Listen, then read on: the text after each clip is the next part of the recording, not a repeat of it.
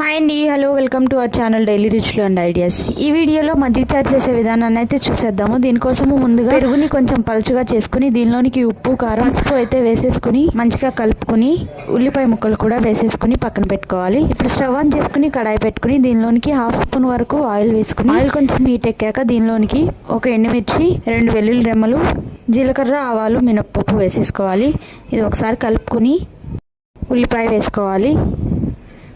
ఇది ఒకసారి కలుపుకుని దీనిలోని కరివేపాకు కూడా వేసేసుకోవాలి. ఇవి ఫ్రై అయిన తర్వాత దీనిలోనికి మనం కలిపి పెట్టుకున్న మజ్జిగనైతే యాడ్ చేసేసుకోవాలి. ఒకసారి కలుపుకుని స్టవ్ ఆఫ్ చేసుకుని సర్వ్ చేసుకోవడమేనండి. అంతేనండి, టేస్టీ మజ్జిగ చారు అయితే రెడీ అయిపోతుంది. ఈ వీడియో మీకు నచ్చినట్లయితే లైక్ చేయండి, షేర్ చేయండి, సబ్స్క్రైబ్ చేయడం అయితే మర్చిపోకండి. Thanks for watching.